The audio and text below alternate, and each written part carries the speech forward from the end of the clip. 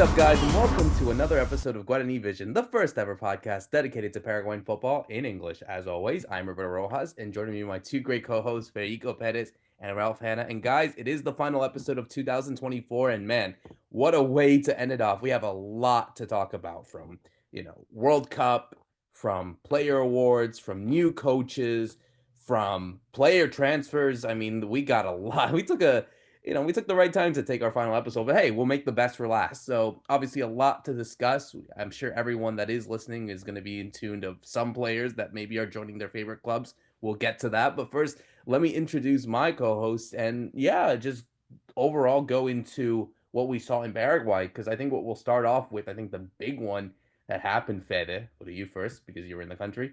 The 2030 World Cup will officially be played in Paraguay. There will be a game there, but it will be at the Estadio Osvaldo Dominguez de home of Olimpia, their home stadium. They're going to have this really ambitious project to host a World Cup game, to make it the biggest stadium in all of Paraguay. And yeah, it was a huge event the other day over there in Comebol with Alejandro Dominguez and many of people around the world of football for this big events for really a historic moment for Paraguayan football. Hi, Roberto. Hi, Rob. Hi, everyone listening to Guarani Vision. Great to be back. It is our last episode, but we got so much to talk about. I thought we were going to be easing out of the year 2024. I thought we weren't going to have much news, but no, it's been the other way around totally. And with this event that you were talking about, Roberto, in Comebol, for Comebol, it's just been partying and partying, really, all about the events because of the finals with the Sudamericana happening just a couple of weeks ago, and now this event to pretty much confirm something that, it was there. It was pretty much confirmed already. Talking to people here in Paraguay about what was going to happen, if we were going to get the World Cup 2030, how many games we were going to get. As of right now, we're getting just one game. It's going to be at the new Olympia Stadium. It will happen in that World Cup. It will be one of the first games that will be played, because as of right now, and after FIFA confirmed everything, they're saying they're going to give a game to Argentina, a game to Uruguay, and a game to Paraguay. Paraguay will probably host, obviously, their game here in their country. The thing is, who are we going to face? Who are we going to go up against? That's what everybody's calculating. A lot of people are talking about, the economic impact that this will have. The country will be out there. We'll be talking about Paraguay. I don't know how many people we're going to get for that event. Maybe we had more people coming for the Sudamericana because there was a team from right next door, right? It was a team from Argentina, but it is an ambitious project. It will be great to see what Olympia does with their brand new stadium. It's going to be magical. They get loads of money. When their first project was just to have a humble stadium, I would even say it didn't even look half of what this last project that they showed us. They posted a video this week, actually. Everybody was kind of waiting for that because not much details were being confirmed, because they were actually waiting for this announcement to be made. And first they got money from Comebol. Now they're getting money straight from FIFA to build their stadium. So they're going to go all out, and it is going to have to be the best stadium of the country. Obviously, Cerro Porteño fans are not taking it lightly. They're not taking it well, because as of right now, they have the best stadium, but it was not picked by FIFA. That's the reality, Roberto. I don't know how you see it. I don't know how Ralph see it, because you guys always hold in there the Cerro Porteño flag. But for Cerro fans, it's got to be a knife right there in the gut, right? I mean, you're not getting the World Cup at your stadium. Yeah, and I think as well, like even for the Defensores, like I think there was kind of that kind of feeling that perhaps they would have gone there because of the history there being at the national stadium. So you would think that, at least from a purist standpoint, Ralph, that would have been the most sensible choice. But again, I think when you look at kind of the connections, and you could provide some more info in that, it's not really that surprising that a stadium that Comebol and FIFA are trying to work with is an Olympia stadium, given the people who are connected to both Olympia and to Comebol and FIFA. Yeah, particularly the Dominguez family, right? It's a huge moment, I think, for Alejandro Dominguez, and it's a huge, almost like personal win for him, because the stadium is named after his father, of course, Osvaldo Dominguez Dip. It's going to host a World Cup stadium. His son is involved in the construction project, so look at that. They're suddenly having this huge moment as a family. It's actually great for the president of Olympia, right? Cotonogues as well. He hosts some of the biggest concerts in Paraguay. That's kind of what he does when he's not president of Olympia. He's going to have a huge arena now to do that. And I'm sure that's actually part of the plan, because that was part of Cerro's plan with La Nueva Olla. That you can't make enough money from football to justify the investment. So what you need is concerts and you need events. Cerro do lots of events, like corporate events, even religious events they did recently, to try and fill the stadium in days where there's no football happening. So this is all a perfect moment, I think, for Olympia, but it's also very good for Paraguay, right? Because if we're being very realistic, there's no other way Paraguay hosts a World Cup game without some of this influence, I would say, that we have in CONMEBOL right now. For Argentina and Uruguay, it made sense because it was a centenary year, and they were involved in the first World Cup. Uruguay winning it, of course, and Argentina also there in the final, and so that kind of made more sense. And then Paraguay's almost jumped in there, but this is a great moment, I think, for the country economically as well. Is going to be, especially if a European team comes. Is the last time a European team played in Paraguay is Romania back in 2010, 2011. I went to that game. It was not Romania's first team. It was like a B team. I think maybe Armenia played one time in the late 90s.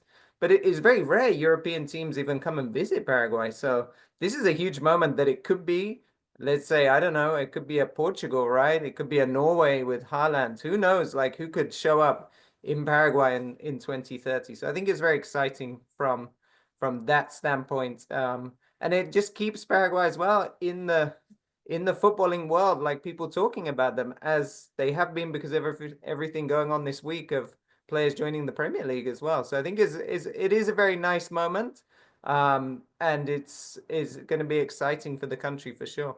Yeah, Fed. I mean, for the next 5 years, really, Paraguay is going to have to be on their best behavior because really, I think a lot of the world is going to be looking. I mean, they know what they're going to expect from Argentina. They probably even know what to expect from Uruguay. But maybe for those of for people that don't know about Paraguay, they're going to be looking. People in football, whoever is involved. I think they're going to look at this country very differently.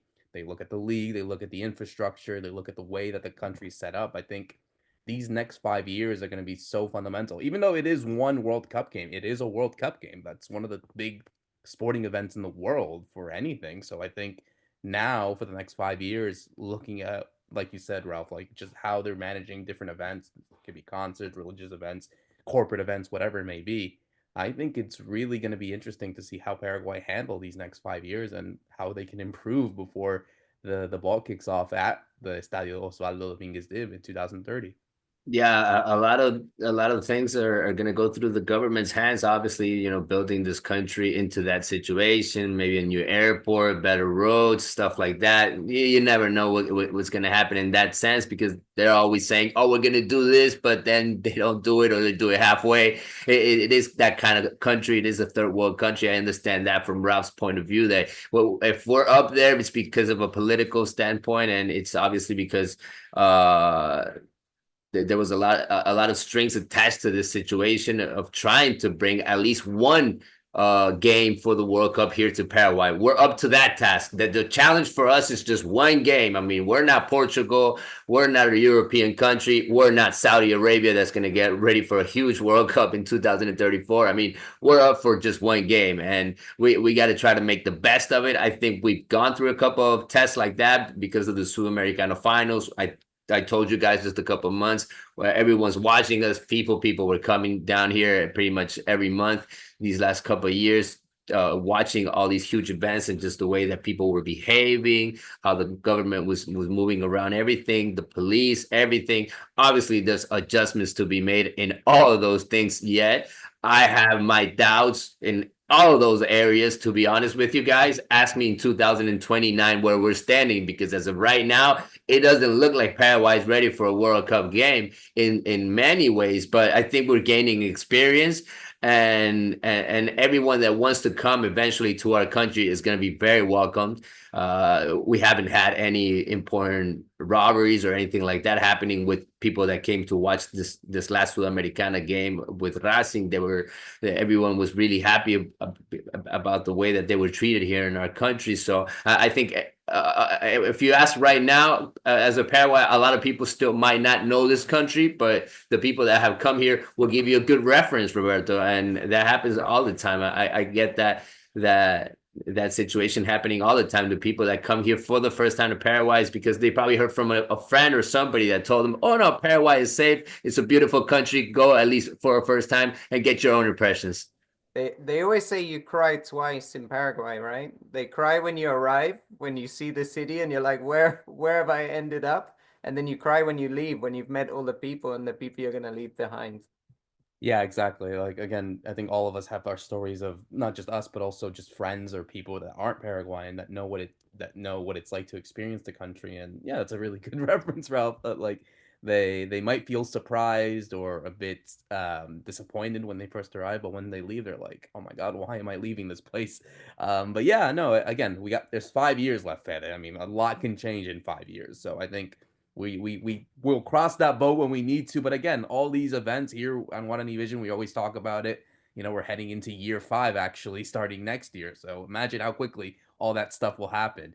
But yeah, obviously we'll cross that bridge. We'll talk about now what has been going on, at least on the local level for the present, because clearly what we saw in this kind of final week of Paraguayan football before we get this little break, the season starting next year, literally in a couple of weeks. Obviously, the big one coming, Fede, go to you on this one, of the awards. Obviously, we saw Libertad win the Copa Paraguay, a back-to-back champion. We're also seeing some really nice awards, and it feels like Olimpia is the one leading the way in all of this. They are the ones, and rightly so. They are the champions of the Clausura. They had a wonderful season with Martin Palermo.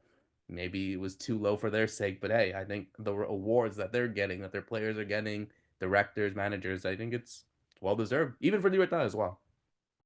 Yeah, you always get the feeling, right, when the year ends that usually the last tournament is the one that gets all the attention, that takes away all the awards, right? This clausura. Usually everyone forgets what happened in the apertura, or you don't give that much credit to what happened 6-7 months ago. Because to be honest with you guys, I mean, that tournament, obviously Libertad took it, but Cerro Porteño had a great tournament. Individually, Cecilio Dominguez was the best player. He was top goalkeeper. He was a top goal, and he wasn't available the last 6 months. It's true he was injured, but no credit to any of those players, and that was kind of weird. Even seeing that several young players from Cerro Porteño weren't even taken into consideration for some of these awards, because Olimpia took pretty much all of it.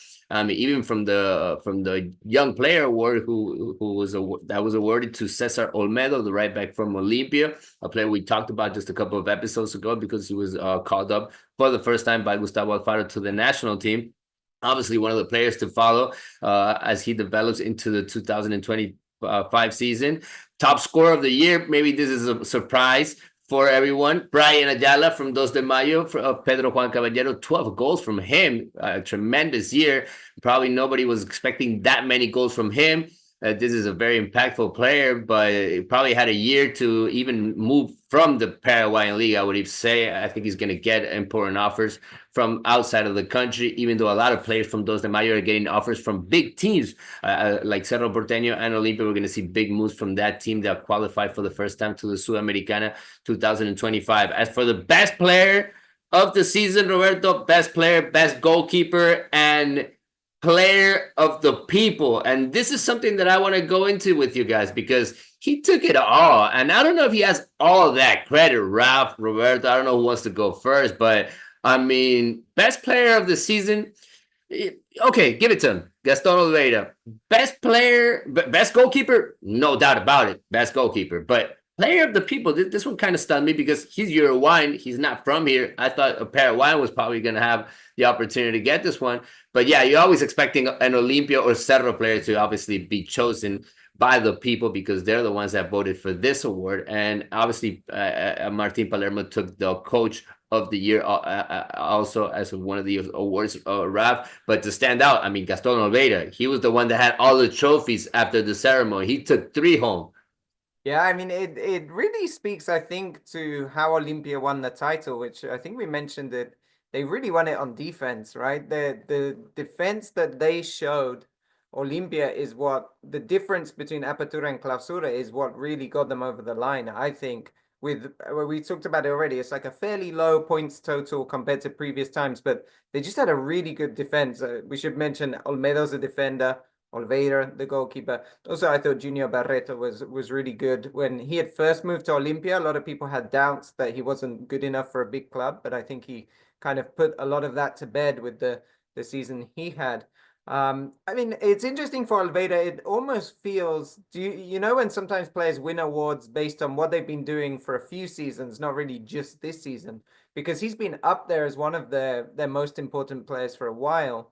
But because Olympia haven't won anything, it's been hard to give Oliveira the plaudits he deserves. So I almost felt like this was like a, like a accumulation of saying, well, Oliveira's so good, he's so good. And everyone's like, yeah, but Olympia's not winning anything. And now he's won a title. It seemed like a right moment to give to him. But it is quite rare, right? That a goalkeeper wins your public voted award. You usually see it with strikers. Maybe Rodney Reyes might have been in with a shout. And then for manager of the year, I mean, it's good for Palermo. But honestly, I look at some of the teams and what they've done this year, like people like Emiliano, Luqueño a bit, but Dos de Mayo as well. And Dos de Mayo have had the same coach for the whole year. So maybe it could have been interesting that it goes somewhere like that. It's really interesting as well, just what Fede said about recency bias, and everyone forgot the Libertad tournament in Apertura where they were so strong. And Ariel Galeano, who's actually he's ended up going on to Greece and is managing there. And they've almost all kind of been forgotten just because the second half of the season was so bad. And Cerro, once again, this has happened for the last few years, I think. They have the great points total overall, but no titles. They've swept everything, by the way, in the kind of reserves and youth teams. They've had a really good year again. And that's been proved by some of the players who are now sending on to big leagues, but they're just not winning when the real thing that matters, which is the trophies. And even in these awards, Cerro aren't able to pick up any more trophies. And that just seems to be a bit of a theme at the moment for the club. It is an interesting way, like just looking at it all. And I think it's going to be interesting what happens next year, because I think there are going to be a lot of teams out there, Fede, like your Guaranis, your Cedros, really looking at that. And they're like, no, we want our players to be on that podium come this time next year. So it's a big motivation for both these two teams. I think for Cedro as well, just because they've gone so much time without winning anything, and they need to get their kind of awards to sort of recognize that, you know? Yeah, Cerro Porteño's president is against the ropes. His last year, with the presidency, and nobody knows what's going to happen after that. So he's got to go all in, and he's done that. I mean, trying to bring in new people to the club, trying to establish new things, new way of doing things, and taking out players that have been in this club over 4 or 5 years ago. And they're cleaning up that locker room, and that's why I said last episode I have no idea what Cerro Porteño is going to look like in 2025. Now we have some sort of idea because they have a new manager. They're bringing a manager directly that his last club was Boca Juniors, a big club in South America. He's going to feel no pressure at all, one would think. Heading into this locker room after everything he had to face in Boca Juniors. People that follow that big club know that they've been under a lot of pressure these last couple of seasons. Even though he's not a winning coach, I believe the one that they're bringing, he doesn't have that many titles, but he's a hungry one. And I kind of like the way his teams have played, especially these last 2 teams, Godoy Cruz and Boca Juniors. Here in Paraguay, we follow a lot, the Brazilian and the Argentinian league. So we're always watching the big teams, and a lot of people know what kind of coach they're going to get. It's just the way that they're going to sign players, what kind of players they can get, and just how far up they can, or how high they can really reach in this upcoming Libertadores. They got, I believe, straight away in their calendar important games, and they're going to have a tight calendar after this draw that happened last week. Also, they know that they're going to have about 5-6 games in less than their first month, with the Libertadores also happening. So it's going to happen right away for them. It's not going to be easy for the new coach. No, it's not, Ralph, and I think really the pressure is on for a lot of these teams. Yeah, the pressure's on for Cerro and Libertad, I think, mostly, right? Because Olimpia now come off that they have the title. They should be able to build a little bit now that they're in Copa Libertadores, and you have someone like Palermo. So I'm sure they'll build a little bit in terms of player signings. I mean, they've just signed Antonio Barreiro, which is kind of surprising from Libertad, a very older player, but I'm sure they'll bring some other talent in. And then yeah, for Cerro is this whole rebuilding on the rebuilding, right? So if you think of this time last year, they were bringing in Manolo Jimenez, and Fernando Jubero was the sporting director, and this was this very like Spanish theme in terms of they even did their preseason in Malaga, right? And now they've kind of switched to this very Argentinian theme because of course the sporting director Gabriel Vaina is from Argentina, but also worked so much in Paraguay with Tata Martino, right? He was in the Paraguayan national team in those kind of golden years, and now he's back. He's recently, by the way, he was at AFA for a time, but he was with the Colombian national team. He was with Ecuador national team, I think in the same time as Alfaro. I think they would have crossed over. So he's in charge now back at club level, and they bring in Diego Martinez. So again, another Argentinian. One of their head scouts that is a guy who's been at Lanús a long time, who actually I think he found Cáceres that plays for Paraguay, obviously is in Lanús. I think he helped find him. So he's now at Cerro as well. So it's this very Argentinian theme all of a sudden. So remember, Cerro have been selling lots of players through to Brazil. I wonder if we now start seeing a lot of players going to Argentina and coming the other way as they try and build up, because there's a lot of pressure on Cerro to do something. And as we're going to talk about, and Roberto's shirt is like showing everybody, they're going to get a big influx of cash, Cerro Porteño, not now, but for halfway through the season. So they're also going to have the ability to pick up and get some more players for a big Copa Libertadores push. Exactly. Well, as you had alluded, we will be talking about one Diego, but let's go to another Diego first before we get into the one I'm sure everyone's excited about. Let's go to the one that we saw officially happen a couple of days ago. It is Diego Gómez. He had traveled from Paraguay to England to officially become the newest player of Brighton Hove Albion. He'll be officially be part of the team on January 1st, but obviously the announcement was kind of made beforehand. And yeah, I guess kind of the biggest open secret in all of Inter Miami, MLS, Paraguay is kind of officially happening. You know, I think this is a big move for him joining the Premier League. Another Paraguayan right now joining the likes of Miguel Miron, Ramon Sosa, Enzo Gonzalez, and of course his teammate and his long buddy for a long time at Libertad on the national team, Julio Enciso. It's a big move, and you know I've been hearing the words of Flaming Hurtseller saying that you know he's very excited to have him, that he's ready to have him on the first team come this time in January, and it's a big move for him, for Diego Gomez, and another one I think for Paraguayan football to see our players play in the best league in the world. It's incredible, right, guys? I mean, just how much the Premier League has become the Paraguayan Premier League. It's incredible. Look at all these players that are going over there, and it's amazing. Hopefully, all of them end up playing together. I mean, I think that's one of the questions that I have going forward in these next couple of months. Is Julio Enciso still going to be a teammate there? Are they going to be able to link up?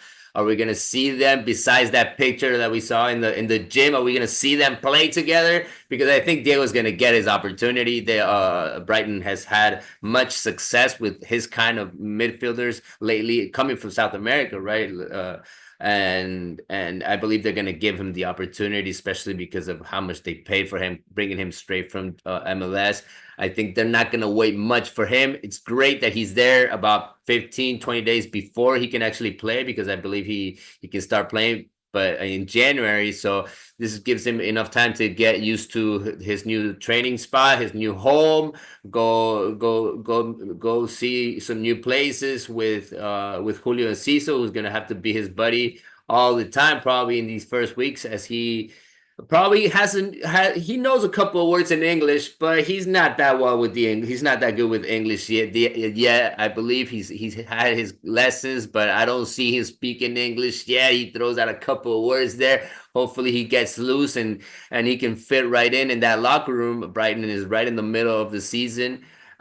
He's gonna have to have his impact right away, I believe. And with this coach, this German coach, I mean, don't even get me talking about him, Roberto. I mean, I don't know what he's doing with Julio, but hopefully he has enough patience with Diego to put him on the team and keep him on the team, because we need these players playing. That's the reality. I look beyond the fact that, yeah, it's a huge deal for them.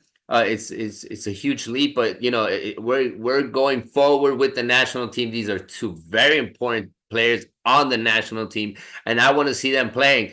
I don't know. I don't know about you guys. Last week I said on the last episode, Julio, go look for another team. Go find your minutes somewhere else. But you see them together. We saw them in Libertad. You see that picture when they were little, and now you see them all growing up in Brighton. You want to see them play together in the Premier League. Hopefully, it's that change that Julio maybe needed in that locker room, right? Maybe it was his buddy all that he needed. I think that's a huge point, right? Is will Diego Gómez, even though he's new, he's actually the senior partner, right? In this, he's older than Julio and Cesar. Like, is he going to drag him into and become a bit more focused, and that's maybe what Brighton are looking for. There is an interesting thing just quickly on the Enciso situation. I understand Brighton are in trouble with some kind of rule where they can't promote any more academy players, almost as if they've been doing too much with their academy. I don't know how that works, but that might open a spot for Enciso, who was going to go on loan, because this ban is for 6 months, so they can't promote anybody for the from the academy. So it's suddenly well, maybe it's not the best idea to loan out Enciso. Maybe we should just keep him. So that's an interesting point. But on Diego Gómez, I'm really excited to see what happens. He's this kind of guy that's been on a meteoric rise, right? We would just keep saying how quickly he debuts.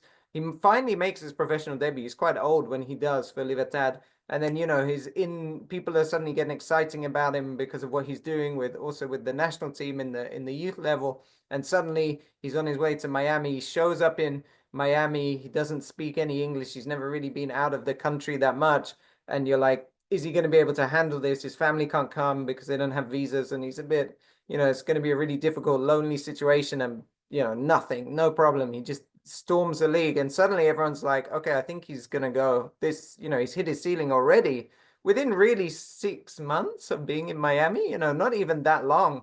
People are already talking about possibly going, and by the summer it was an open secret that he was going to be joining Brighton, and now it's finally happened. And so he just keeps getting these challenges and overcoming them. And so this is the latest one of having a coach that doesn't speak Spanish, I'm assuming, because he was before in a very Spanish environment, and really all the star players were South American.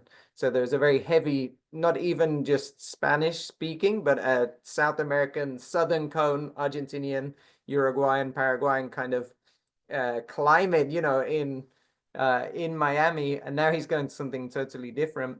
And then there's a big question of where he plays, because I did notice that Brighton, they've seemed to switch, right, between a back three and a back four. And so sometimes they'll have two in the middle, sometimes they'll have three. Are they going to use him as an 8? Is he going to be more a 10? It's a lot of questions. I don't think they'll want to use him wide, which sometimes Miami did, because they just seem to have so many players there. So it's like, what are they going to do with him? What's really interesting about Gómez is he's such a unique talent, I think. There's not many players that can do what he does in terms of the defensive work, going forward, scoring goals from distance, getting in the box to score, making goals. I mean, he has a lot of attributes. So he's a very exciting player, very unique, and he could make his debut at home against Arsenal, 4th of January. That's the first game of the new year. So imagine that, Diego Gómez coming up against Arsenal. That would be a huge challenge. But like we say, he keeps overcoming all of those hurdles. It's incredible. Fede, I go to you personally because obviously you've seen him up close. You've seen him for the national team.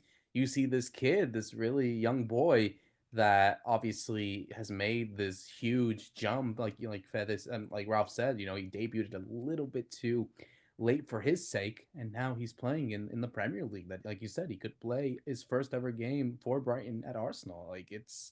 It's the dream, and I think it's the example that a lot of these kids that are obviously following Paraguay right now, especially because they're doing well, they're looking at those examples. Another one, like what we've seen from Miguel, from Enciso, from Ramon, from Enzo Gonzalez, and all those guys. They're really providing the examples for the young boys that are probably in the academies or ready to make their debut. They're saying, I want to do that too.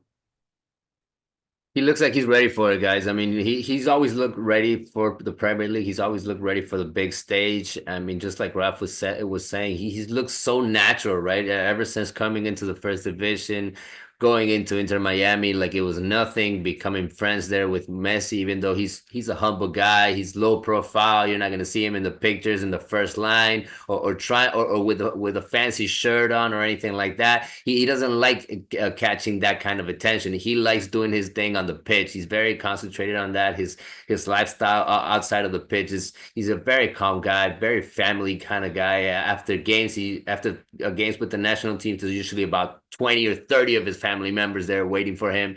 It's all about his family when he comes here to the country. And right before going to Brighton, he spent time with his family here in the country because he knew that he wasn't going to be here for Christmas, New Year's, which are very important times here in the country.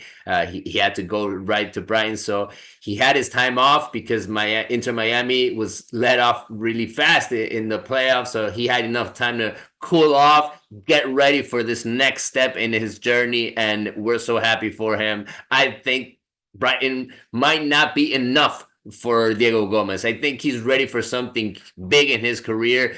I know we talked a lot about Julio Enciso. I know we fed his history here, his career a lot in this podcast ever since he started off, but particularly, I like Diego Gómez a lot more. I think he's a more complete player. I think he's one of the players that can achieve the most out of these players that we're seeing in the national team as of right now. The new players, I would even say, and Diego Gómez has the world in front of him, and hopefully he takes advantage of that. Yeah, and you know, that's actually a really good point. Just to close this off, Ralph, just go to you. I think when you look at how the market is right now, and I look at some of the most expensive players in the world, especially from the Premier League state, you have someone like Moises Caicedo, Declan Rice, you know, Rodri, who just won the Ballon d'Or. Okay, he's not obviously bought for extensive a lot of money, but he is those players that, you know, going back to what I'm saying, and what you're saying, he's someone that, you know, we in Spanish we say todo terreno, all around. So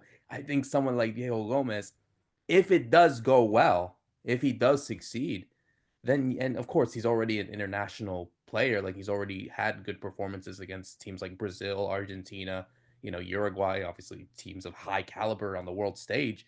Like those performances are gonna obviously be huge in terms of development and other teams wanting because you know Brighton are not going to be a team that unfortunately are going to contend for titles like to be champions of the Premier League, FA Cup, anything in Europe, that kind of thing.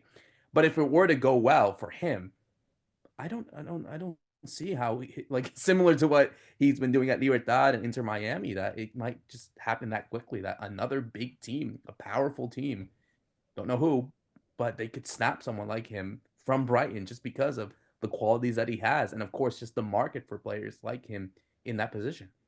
He hasn't even made his debut and we're selling him on already, but uh but I know what you mean. He does. He has these like unique qualities. And talking about value, I mean, he's by far the most valuable player Inter Miami have ever sold. I mean, obviously their short history, but I think before it's Gregore who they sent back to Brazil, that was like $2 million, and now it's like 13 million, which is by the way more than what Brighton paid for Enciso, right? So you're already starting to see that. But it's, yeah, those qualities are very unique. I think you mentioned Caicedo. I think he was probably seen as maybe a bit of a possible replacement there.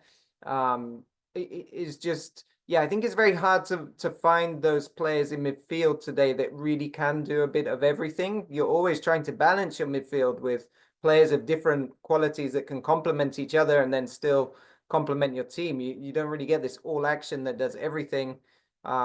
I don't know. I don't want to build the hype too much, but it reminds you of like Steven Gerrard, right? Like Gerrard just did everything on the pitch and was everywhere, and you'd be like, what's he doing?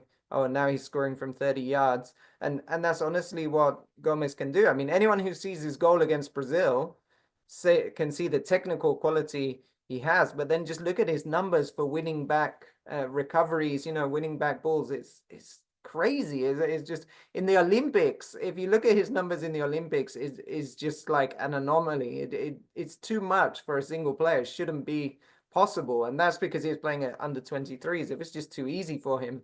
So I mean, he's a very exciting player for sure. But let's just let him make his debut in Brighton before we put him in Real Madrid or somewhere. No, of course. I mean, he's 21. Same as Ciso. He's 20. Like, these players are still so young, but I think, like you said, the position that he plays, a lot of clubs want that. A lot of clubs want players like this. It doesn't matter if it's in Paraguay, in North America, in Europe, whatever. Clubs love those all-around players.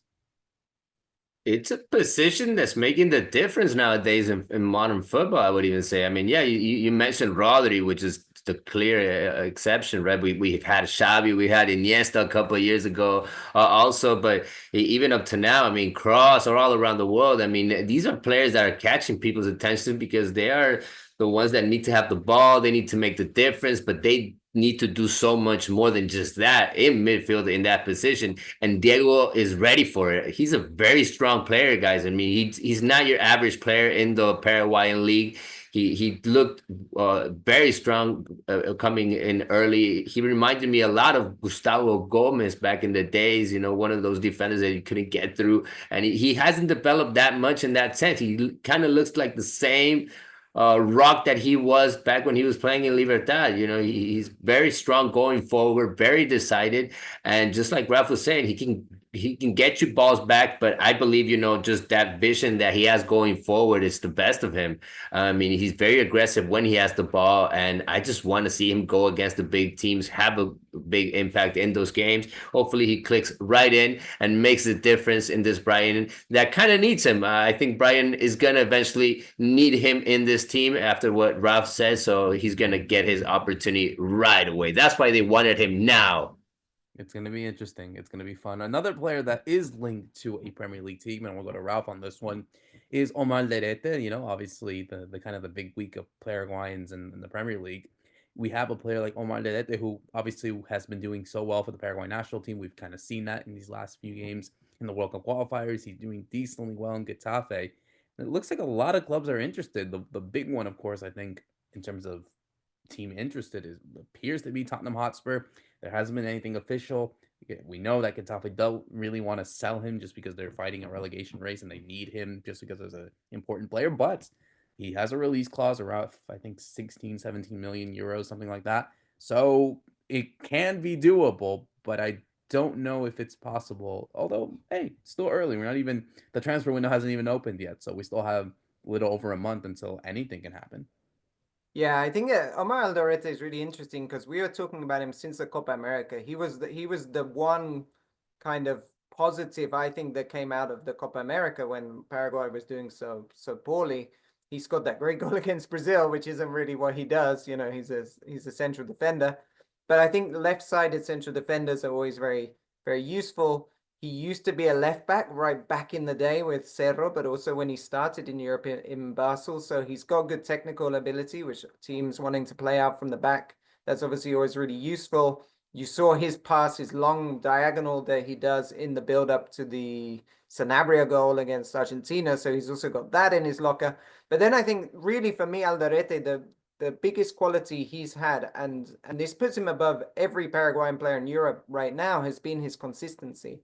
He's played over 100 La Liga games now. He's got over 11,000 minutes, I think, in Europe. He's always been a very consistent player, be it in Bundesliga. He was at Hertha Berlin. He was at Valencia for one season before he moved on to Getafe.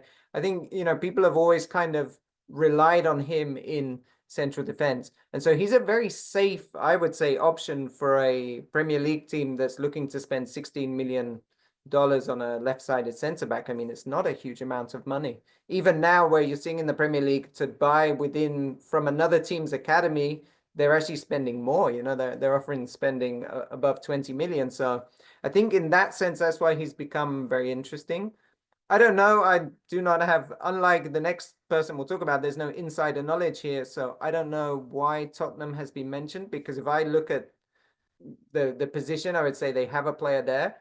I was trying to work it out, and I was saying, I mean, if you look at West Ham or Crystal Palace, that really just seem that they're crying out for somebody like Alderete.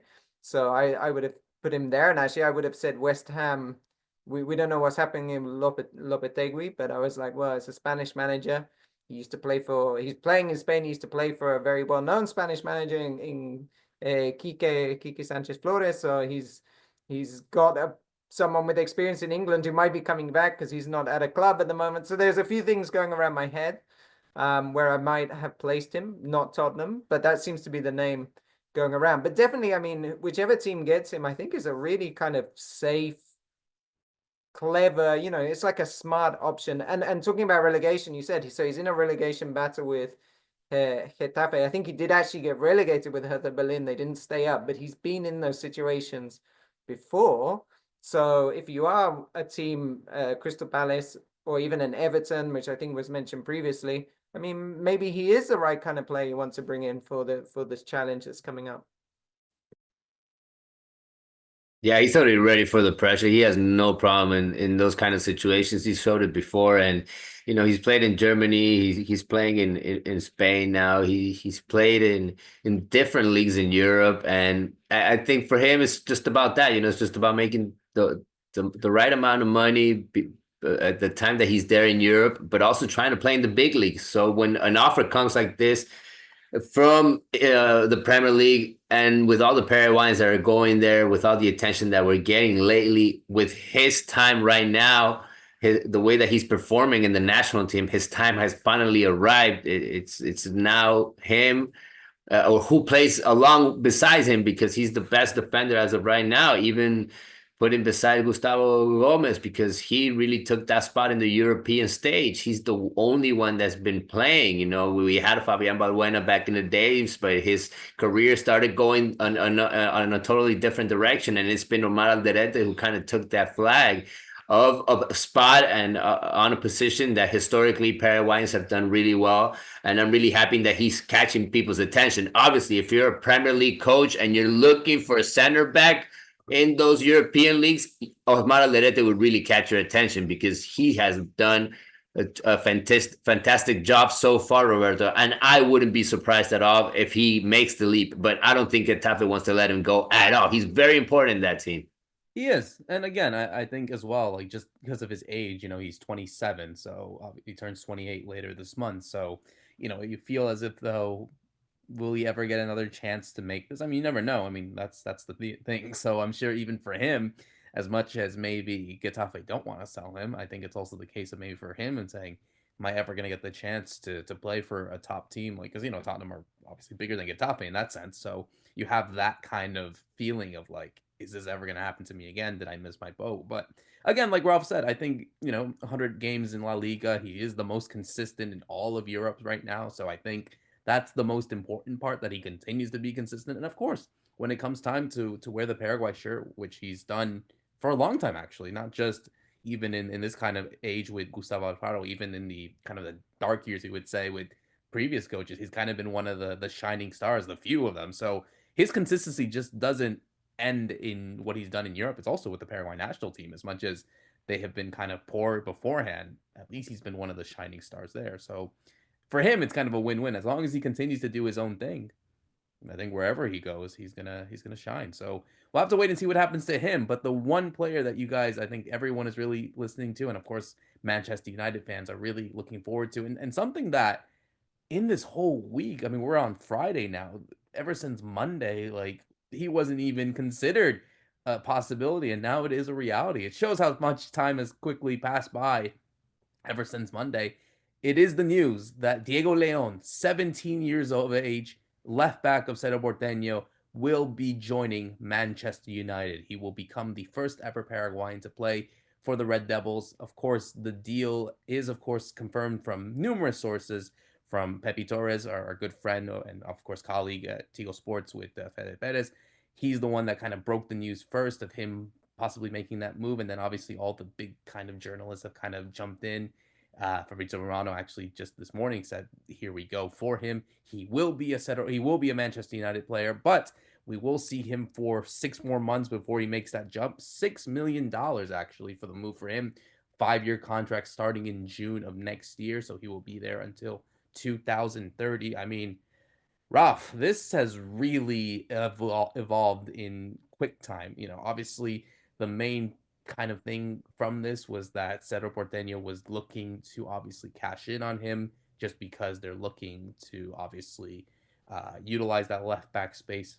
For Dani Rivas coming back, I think that's kind of where it all started. But again, I think this whole rise of Diego León from starting from the academy, and we'll obviously talk about it, Fede, of course, jump in with that, but yeah, this has been a dream move for him, and it's been a crazy week. I don't know where to start, so I'll let you go first on all of this. Yeah, it has. It's been a crazy week. I think just like you said, how quickly it happened, and I think it's important to mention that Diego Gómez's agent is the same as Diego León's. And so when we saw he was traveling with Diego Gómez, we said, that must be because Omar Alderete is also his player and he's linked to the Premier League. So we assumed it was that, because it's not like your agent goes every single time you make a move, right? There's many players they're handling. But then it turns out the reason he was there in England was not just with Diego Gómez, it was to get the verbal agreements in place for Diego León to go to Manchester United. And by the way, I think this is a good time just to mention that although Pepe Torres did break the news, guess who put him onto the scent? It was Roberto and myself, because we got some chatter as well from a friend, a mutual friend, who I'm not going to reveal our sources, but we started to find that. So just so people are aware, this was all a big kind of Guarani Vision and Tigo Sports combination, right? And Fede is like inside that Venn diagram. Also a moment to say to everybody watching, listening, if you're new, we have a donation link, Buy Me a Coffee, because we're doing all of this for free. We're getting all of this information. We don't have any sponsors. We're not the big guys like Fabrizio Romano, but we've got the information for you all about Diego León. And yeah, just talking about him, I mean, he burst onto the scene. It's like a cliche, but he really did, right? Because he makes his debut on the 1st of August and he scores. And then within 3 games, he has 2 goals. And you're like, wait, this kid's a left back. What's going on? And I think by then, surely Manchester United must have known more about him. It can't be based on those first few games. He's only played the second half of the year. They must have been seeing other things. He went to Malaga. He was in Malaga for the preseason. That might have alerted something. We know that surely during, I think it was around like April or May, he's becoming captain of under-17s, or he's one of the captains. And I have some more information about that from his coach, which I'll talk about soon. But he was just starting to get on everybody's kind of radar, I think, within Paraguay. But the impact he had from those first few games, I think, and his physical attributes, so he's definitely ready, even though he's only 17 now, he's definitely ready for first team football, as he's proved. I think that's all kind of put things in motion very quickly. And then there's the point that I think where Manchester United are reacting, and also it works for Cerro, is that if they can pick him up when he's 18 and he can stay 3 years in Manchester, he becomes a homegrown player, which is really important for Premier League rules. But also for Cerro, getting him out now, even if it's a relatively small fee, $5-6 million, is obviously much better than the risk of not trying to sell him and something happening, and then you end up like maybe he gets a big injury or something happens. So I think it's a very good bit of business for everybody involved, and of course for Diego León himself, it's a dream come true. It really is a dream come true, Fede. I mean, I think for those who have been able to now, I think, look at him, what kind of player are we looking at? Because obviously, I think we also got some information of him being a left back. I think he was top goal scorer in his U18 level of the entire tournament. So not just Cedro. This is someone that's done well for the entire tournament, and obviously made that jump into Malone Jimenez's and of course then Carlos Salier's team. For someone to do that at 17 to be the starting left back, kind of replacing someone like Santiago Zamendi as well, who went to Argentina, to Estudiantes de La Plata, I think it makes sense of why someone like him would make that big jump, especially a team like Manchester United, who, of course, are in this kind of new era with Ruben Amorim, with this new ownership, with Ineos, this kind of new sporting project, and they're looking at the market in Paraguay. But just to have all the listeners listen in, what are we getting with Diego León? You're getting something that it's Totally magical, guys. I mean, just like I said it back in the days with Julio and Ciso, you're getting a very special player, I believe, that loves to attack, loves going forward, loves scoring goals, because that's what he did, just like Ralph was mentioning in those first two games. But yeah, he definitely needs to improve in certain things, but he's in his qualities, he's very fast, unpredictable with the ball. Usually likes to cut inside, right, to create opportunities. Doesn't usually end them on the side or going into the corner. He loves that one-on-one. He looks for it, and he doesn't hesitate when he has those opportunities either. He doesn't take immediate decisions when he's one-on-one against a defender attacking him, because he loves attacking. He loves going forward. If you're gonna put him on the long balls defending, he did struggle in a couple of games. I remember that play against Rodney Redis in the Super Clásico. That kind of marked him also when he was at his peak, when he was coming into that Super Clásico and he was looking like he was going straight to Europe. After the first couple of games, his agent had to come out and say, take it easy, guys. I mean, yeah, he's 17. He looks like he's ready for something big, but he still has to play 6 months. He still has to play in Cerro Porteño, but everything happens so fast for him. Those first games, the goals, his quality showing up so fast in the pitch. I think a lot of people were surprised, even people from the staff of Cerro Porteño, as they saw that kid evolving in that preseason in Malaga that Raf mentioned. I think we're in front of something very special, and Diego León can only go and evolve from here, guys. I mean, under Manchester United and their academy, the way they work, this is a player that's going to evolve, and he's going to go with the under 20 probably now and play at the beginning of the year. He's going to put on the national jersey right before going to Europe. He's going to have the most special year, no doubt about it, in 2025. But it was the year that made the difference. I mean, this 2024, and in just 6 months. But that's the players that make the difference, guys. I mean, they come and they go. They play a very few games, and the big teams come and get them. I'm really sorry for you, Ralph. Arsenal had him. They looked at him, but Manchester United took him. Yeah, we were talking on the show, right? I think we have the short out there where we were talking about him going to the Premier League a couple of months ago, and just as that happened, he scored an own goal, and that's where he does still need to do some work defensively, I think. I mean, what's very exciting about him is his attacking potential. He said that he looked up to Marcelo, the former Real Madrid left back. That's kind of how he based his game on. But I actually have some exclusive quotes, because I was talking with his coach at under 17s level, Badaico Maciel, who joined from Luqueño. He was at Luqueño, came to Cerro in January, so that's the first time he started working with Diego. And I mean, the main thing I wanted to ask him was what kind of person is he? Because we talked about another Diego today, Diego Gómez, who's a very quiet guy, very relaxed. I think, as Fede was saying, he doesn't really like the cameras around him. And when you see Diego León on the pitch, you're like, but he's so kind of confident going forward and decisive. And I mean, his coach said that's exactly the kind of person he is as well. He's very confident in his own ability. He's very decisive. He's brave on the ball. He doesn't mind going forward to get into the box. That's why you see him. He'll make mistakes as well at this young age, right? As he tries to do that, tries things differently.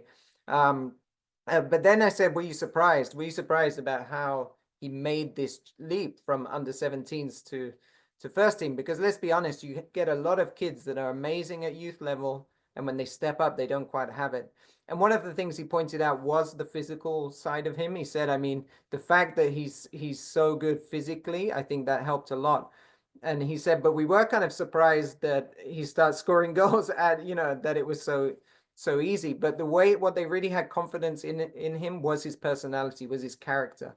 They were very confident in his character. He was one of the captains of the under-17s team, so they knew he's a leader. He really is a leader. And so even though he's very young in that first team, he already had those kind of qualities, and he wasn't scared or put off by having to play with those kind of big stars around him in Cerro, in big crowds, right, coming from U17s. And I think, I mean, just one thing, I ended it because I was really interested about, if you're a very attacking left back, there was a young kid in Tottenham who was a very attacking left back and wasn't very good defensively. Tottenham kept losing, so they pushed him up and he became Gareth Bale.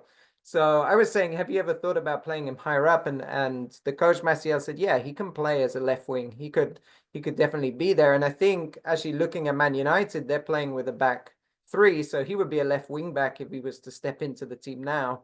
And so I think that's also why Manchester United have gone in for someone like Diego León, because it's like, well, okay, if this guy doesn't work out as your traditional left back, we don't necessarily need that. And can we push him higher up the pitch? It's certainly a possibility. And yeah, for Man United fans, I mean, get ready in January for the under-20s. Paraguay, they're in Venezuela for the Sudamericano. You're going to get him for at least 3 full games, I'm sure. It's happened really so quickly. Like, honestly, it's been such a huge rise. And of course, yeah, this now heading into 2025, Fede, I mean, it's a big year for him. And I think a lot of people are now going to be paying attention to Cerro. I know Manchester United are such a big community as it is. And, I think in comparison to what someone like, when Almiron went to Newcastle, or Gómez and Enciso with Brighton, or any other players, like this is a big deal. Yes, we've had players that played at big clubs before. Sergio Diaz went to Real Madrid. Players in Italy with, Inter, Juventus, and Milan. We've obviously seen players play at Barcelona. We've seen players play at Bayern Munich, Roca Santa Cruz, way back in the day. And I think Manchester United have every right to feel very much proud of having the first ever Paraguayan. So this is a big deal for these next 6 months, really. And I think ultimately he's going to be really viewed on. But like Ralph had said, even from what I've been getting, I've been speaking to some people as well. I just spoke to a video analyst who worked with him in the academies, that yeah, he's probably the best mature, or the best player that can treat himself on a physical level and of course on a nutritional level. So for someone to have that kind of mentality already at a young age, coming from this kind of different background where the resources aren't really as vast compared to maybe people who are of a more privileged position, like you kind of look at these stories, and especially of his physicality and just what he's been able to do, you think, oh yeah, of course he was going to go to England. Like, this isn't something that is just plucked out of thin air. Like, yeah, obviously maybe it happened so quickly, but I think it's just coming from that, where now these next 6 months are going to be proven to be vital. Does he become a really important player in Paraguay, in the Paraguayan League, in Cerro, when they're playing Copa Libertadores? Does he get a call up to the national team? Like Ralph said, he's going to play in the U20s. He just called up to this training camp before the tournament starts next month to qualify for the U20 World Cup. Does he get a first team call up? Does Gustavo Alfaro look at that? Because I know he's obviously spoken a lot about how the Paraguayan League maybe has to obviously do better. He got a player already going into that, and yeah, maybe he makes an exception for León, especially taking gambles. He took that gamble with Cuenca. He took a gamble with a lot of these players. Maybe León is the next gamble. So the first half of 2025 is going to be a big one for him. It's a big one, but it's also a very delicate one, because you just don't want to get injured, right? So it's probably not a question of trying to play every single game. It's more about managing. And the fact now that he's called up for the U20s means he's playing in January, so he gets a shorter break than most people. So I think hopefully Cerro can manage him very well. And I actually wanted to compliment Cerro, because you talked about the nutrition and his physical kind of presence that he's managed to build up himself through, which is through him, but it's also through the education. So he's been at Cerro since he's about, I think, 14, right? He's been living there. And one of the things that I know we talked about Jubero and Manolo, and they've been criticized because Cerro didn't win titles. But really what Jubero was always doing at youth level, and he's done this in Paraguay, also at Guarani, where he started, has brought a lot of good professionalism in there and building on a lot of things Cerro had been doing for years. And actually, just coming to mind as well, another person, the last Cerro player to go direct to the Premier League would have been Diego Gavilan, who was also a coach at Cerro until I think halfway through this year as well. So, I mean, there's a lot of people with that kind of experience of what it takes to get players, or to get young players to where they should be, to be in a position that they could. Obviously, there's what the player does himself is very important, but trying to, building that team around you to get in that position where you could make such a huge transfer as what's going to happen with Diego León. I mean, it's a big effort. And I think the club, it's important for Cerro to have this move, having seen what Libertad did, because we talked about Diego Gómez, he was at Libertad. Julio Enciso was at Libertad. So now you're seeing Enzo Gonzalez also, who's gone direct to Wolves. was from Libertad. So I think now Cerro are also showing that they have the infrastructure as well to put these players in the spotlight where they can go on to big moves. Yeah, you're always thinking that the good players are gonna make it eventually, right? But European football is looking into these kind of players, 16, 17 years old, and I think the FA needs to take into consideration that these are the kind of players that you need to put out there in the first division. And this is something that I've been on these last couple of years, because it's those kind of signings that we need to make. We need to take players straight away, and the only way they're going to do that is if the managers, if the coaches are convinced that that those players need to be on the pitch. And I don't know if it was going to happen for Diego León this year. You know, certain things had to happen for certain reasons. Certain players had to get injured for a spot to be open for him. He signed his deal with his agent right before getting on that plane to Malaga for the preseason. Everything just happened so fast and so crazy for this kid. I don't know how he's gonna absorb all of that. I don't know how the Paraguayan scene is gonna treat him in these next 6 months, but hopefully they take care of him. And hopefully Cerro Porteño picks up also Roberto, because lately for most of these young kids, playing in the first division for Cerro Porteño has been just pressure and pressure. We saw it with different players that left Cerro Porteño and ended up showing us probably the best version. Damian Bobadilla be one of them. Even made it to the national team, and he's not the only one. Matias Villasante back in the days, and just to Ralph's point of where Diego León can actually play. I remember when Cecilio Dominguez got injured. It was Diego León who took that spot on the left side, attacking, going forward. I mean, becoming that winger, because naturally he feels that he's that attacking player and he can take on pretty much anyone. When he was on that top shape, he really felt that he could beat everyone one-on-one, and he was really just taking up every defender. I mean, he was picking up the ball pretty much halfway through the field and just going all the way to the box.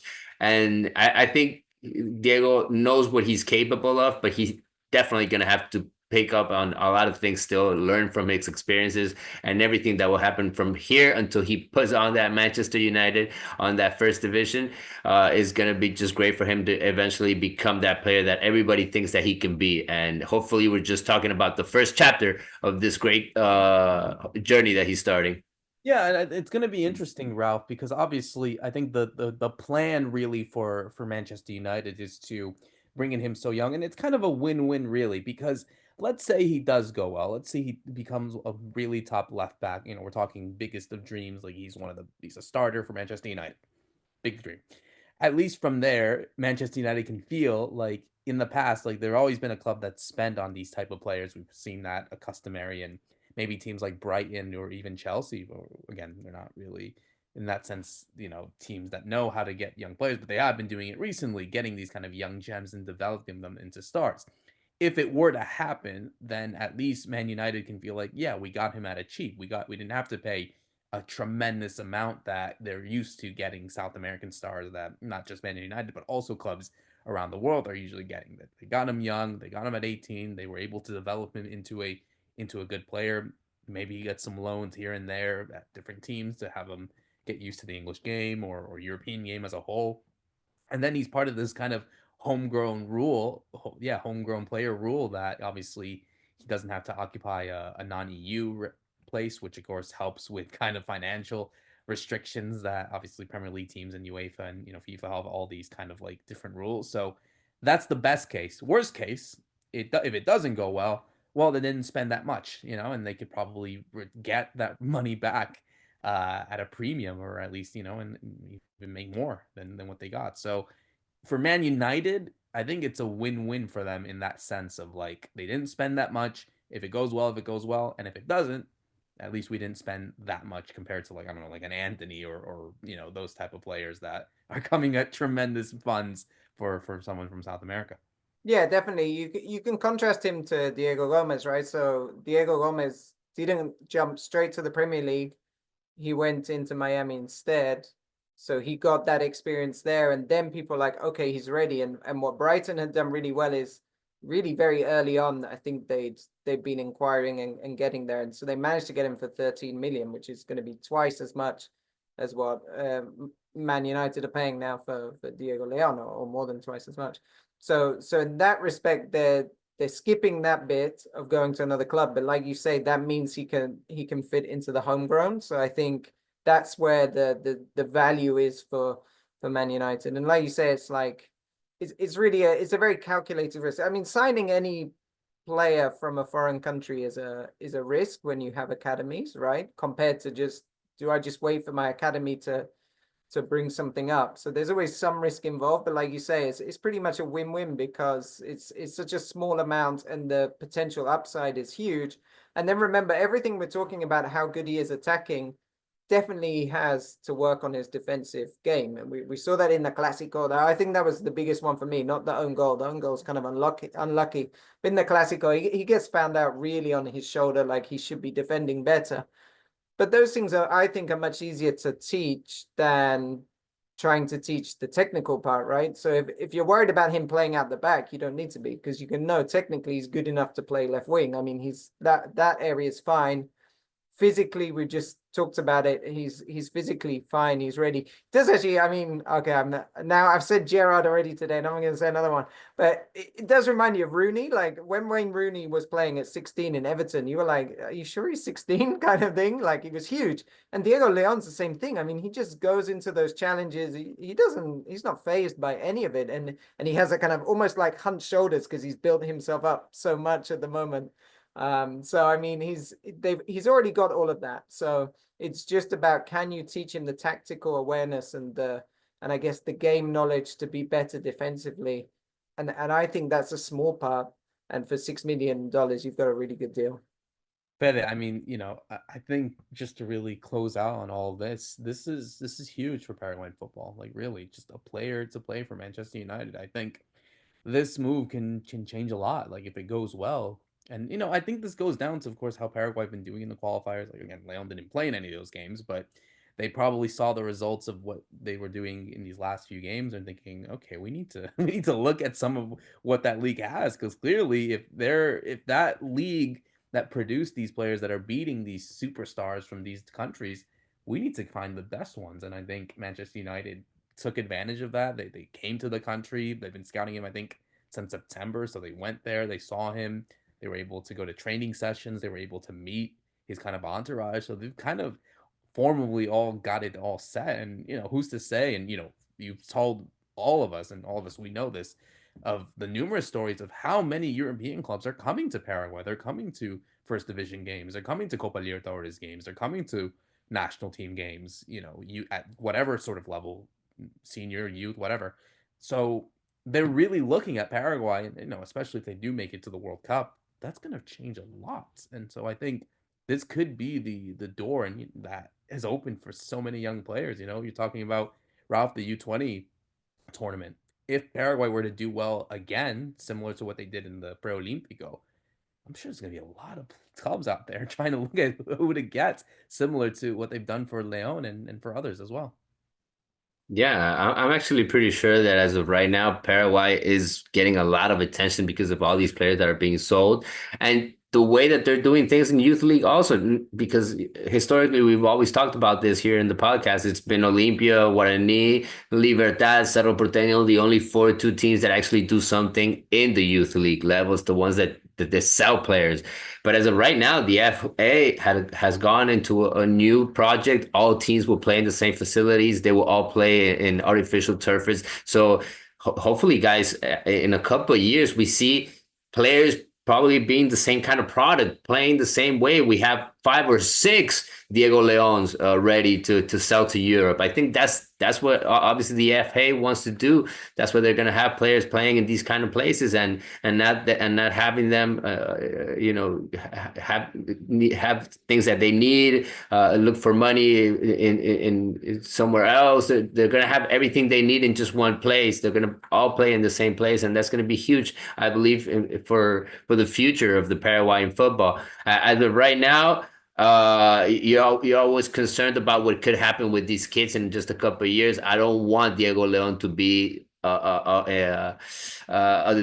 Diaz from Real Madrid. That's the reality. I don't want to compare it. I don't even want to say it, but it happened with Sergio Diaz. All the hype was there. That's why I don't want to put the hype so high with this kid, even though I do get all the attention that Manchester United draws. But let's put it down for a bit and let's wait for that moment. Let's see if Diego León can really make it to the first team. That would be just a huge milestone, and it would open more and more doors for everyone.